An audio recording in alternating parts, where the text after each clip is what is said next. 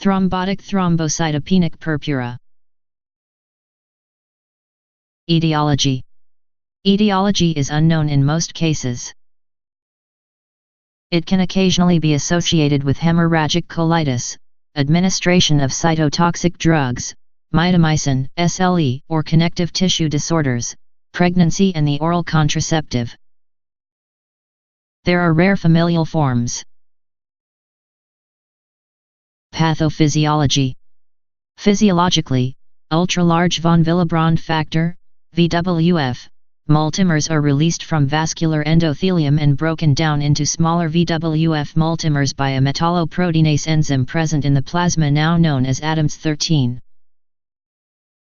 Patients with thrombotic thrombocytopenic purpura, TTP, have a deficiency of Adams 13, either as an acquired inhibitor or more rarely a congenital deficiency, which results in a buildup of ultra-large VWF multimers that themselves are highly active at causing spontaneous platelet aggregation and microvascular thrombosis, particularly in high shear stress circulations, e.g. kidney and brain.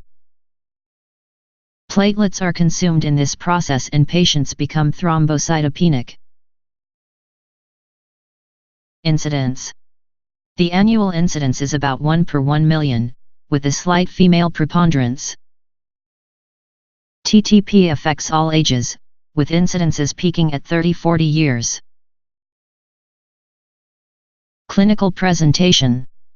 There is fever, purpura, although it may not be dramatic, non-immune intravascular hemolytic anemia associated with fragmented red cells, consumptive thrombocytopenia, neurological features, and renal failure.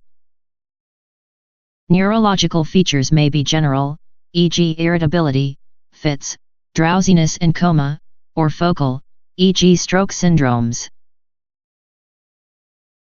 Diagnosis.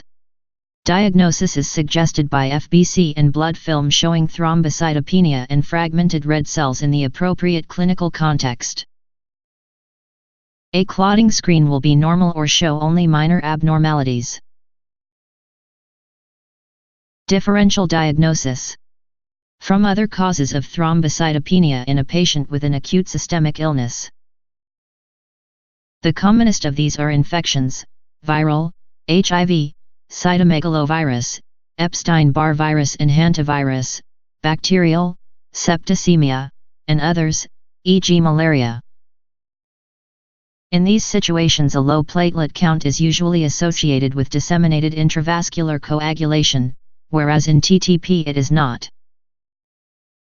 From hemolytic uremic syndrome, HUS. Typical cases of HUS and TTP probably represent the extreme ends of a continuum. In TTP renal failure is not usually severe, if it is, and neurological features are not prominent, then the term HUS will be applied. From other causes of thrombotic microangiopathy, malignant hypertension, acute scleroderma, APAS and renal allograft rejection. Treatment. The management of suspected or confirmed TTP needs expert hematological supervision. Management is based on supportive care, e.g. dialysis, and plasma exchange, or infusion of fresh frozen plasma when plasma exchange is not immediately available.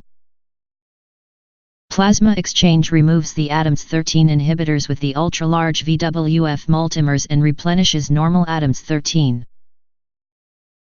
Continue daily plasma exchange until the patient's platelet count is normal for 2 consecutive days, then slowly increase the interval between plasma exchanges. Given the risk of thromboses with this condition, consider the use of aspirin or LMW heparin when the platelet count begins to rise. This is a rare disease with a high mortality rate. Many different immunosuppressive regimens have also been tried, particularly in patients refractory to plasma exchange. However, each drug has been given only to small numbers of patients and without controls, so it is difficult to know how effective they are. Complications. The greatest fear is intracerebral hemorrhage. Prognosis. Mortality was 90% before the introduction of plasma exchange in the 1970s, now it is around 20%.